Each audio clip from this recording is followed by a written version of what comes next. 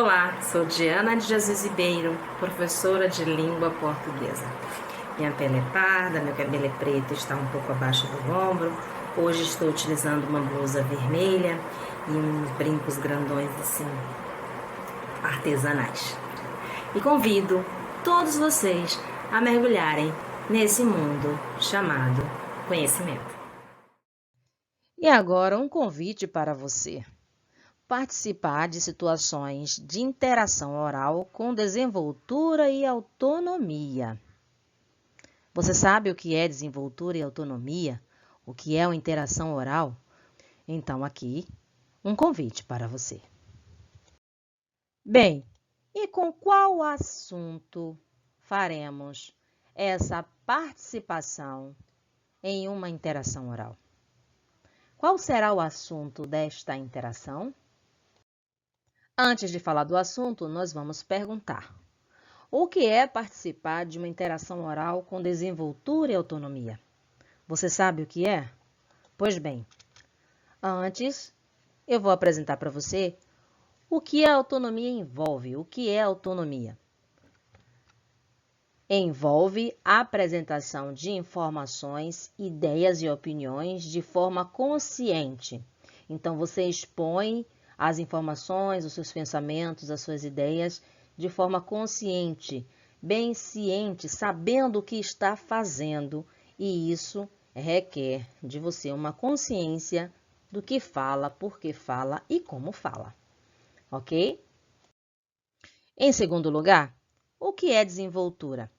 A desenvoltura envolve justamente a fluência e o desembaraço, ou seja, a tranquilidade na exposição dos pensamentos e das opiniões, das ideias, na hora da interação oral. No momento em que você está participando disso, essa desenvoltura ela é bem importante, porque garante ou assegura a compreensão de quem ouve, o entendimento de quem ouve ou até as interrupções para tirar as dúvidas. Então, quando há uma desenvoltura nesta interação oral, você percebe que o outro tem mais atenção, dá mais atenção ao que é exposto.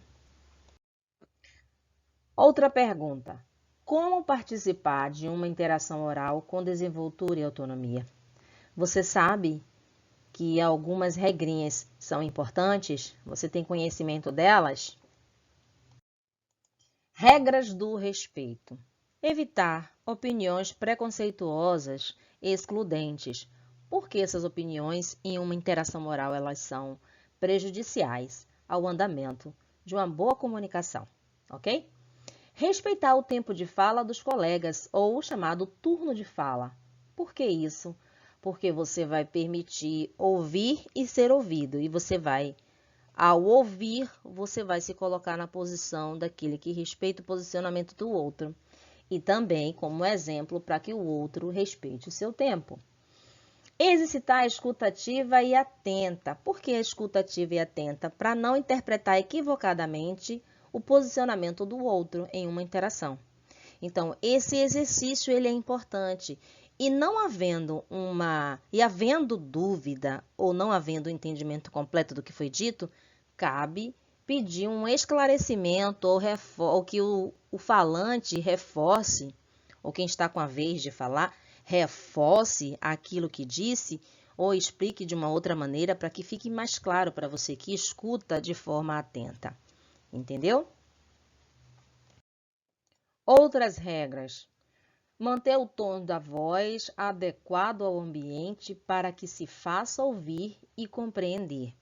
Então, a voz muito baixa, as pessoas vão sempre demandar, fale um pouco mais alto, não entendi, e isso de alguma forma pode inibi-lo ainda mais e dificultar a fluidez na exposição, né? Do que você está pensando, na externalização durante essa interação. Então, esse tom da voz adequado ao ambiente, né? Se é um ambiente que tem barulho competindo, se é um ambiente mais silencioso, é um ambiente em que, a depender do ambiente, você faz essa adequação, ok? Dirigir-se ao outro com respeito, usando o discurso adequado à situação de comunicação. Então, observar com quem eu falo, para quem eu falo, o que eu falo e como eu falo, Isso é importante e isso vai fazer com que você faça essa adequação a esta situação. É uma situação formal? É uma situação informal? É uma situação em que vocês estão participando de um processo, por exemplo, uma entrevista. E nesta entrevista existem as posições, as funções das pessoas ali, o entrevistador, o entrevistado, outras pessoas que participam como espectadores. Tudo isso é importante e a adequação à situação e o respeito também ao dirigir-se ao outro. Por último, embasar-se em pesquisas para responder adequadamente às questões. Então, sempre estudar, pesquisar e se aprofundar é importante, porque isso vai garantir que você tenha um discurso mais alinhado, mais adequado e dentro da sua capacidade de compreensão do assunto, para que você possa externalizar aquilo que você foi capaz de compreender. E você precisa embasar-se em pesquisas para que possa adequar suas respostas.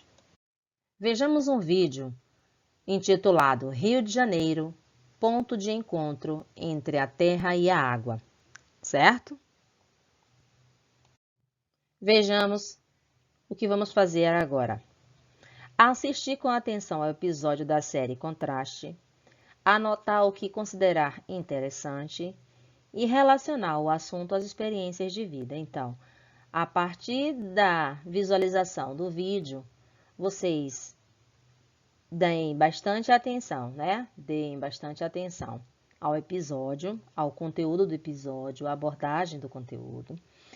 Sempre anotando aquilo que você considerar interessante, certo? E fazer uma relação do assunto abordado no vídeo às suas experiências de vida.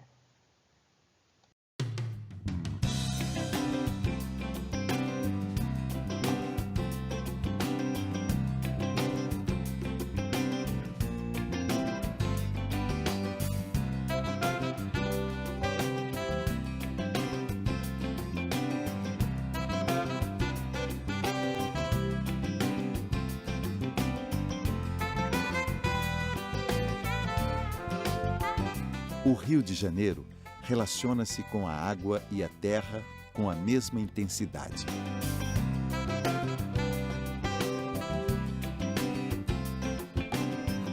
O manguezal, este ecossistema de transição entre os ambientes terrestre e marinho, resume bem esta relação especial que a cidade mantém com a natureza que a cerca. Mas simboliza algo além.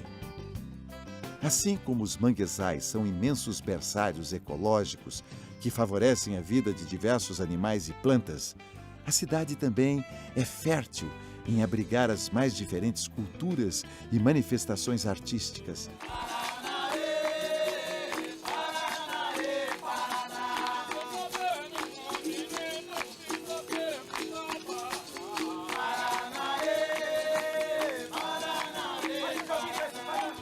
O rio é essa mistura efervescente com pitadas do Brasil inteiro que juntas viram algo único e em constante ebulição.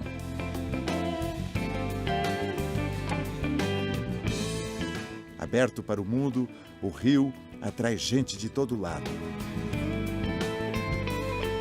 E essa gente toda vai acrescentando novos temperos ao nosso caldeirão, enriquecendo ainda mais essa mistura. Por tudo isso, o carioca é plural, adora uma novidade e transita entre diferentes grupos, diferentes bairros, sempre muito à vontade. Seja trabalho, seja passeio, o carioca vai da Zona Sul para o centro, do centro para a Zona Norte e da Zona Norte para a Zona Oeste, sem a menor cerimônia.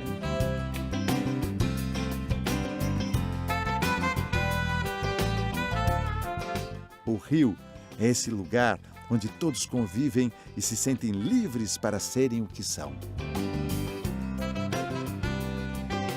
Uma cidade cheia de vida, irrigada pelas mais belas águas, aquecida pelo sol e cultivada por um povo que semeia alegria por toda parte. Quem anda pelo Rio sabe como é.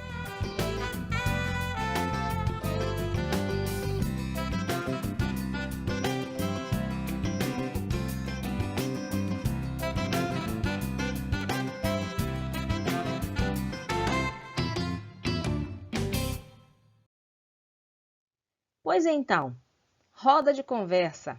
Bom, sempre a partir do vídeo, certo? Vejamos, em uma roda de conversa com os seus colegas da escola, discuta sobre a relação da cidade com a terra e o mar e o estilo de vida do carioca. Nossa, que bacana! Você, dentro desta roda de conversa, na roda de conversa você tem a interação oral, certo? Bom, com seus colegas com os quais você tem familiaridade, convivência diária na sala de aula, certo? Outra coisa, o que será feito? Vocês vão discutir, né, sobre a relação da cidade com a terra, o mar e o estilo de vida do carioca. Coloque-se nesse projeto, nessa proposição aqui da roda de conversa e a conversa vai fluir. Chegamos agora no recapitulando. Uma retomada bem sutil, bem rápida, do que trabalhamos ao longo desta videoaula.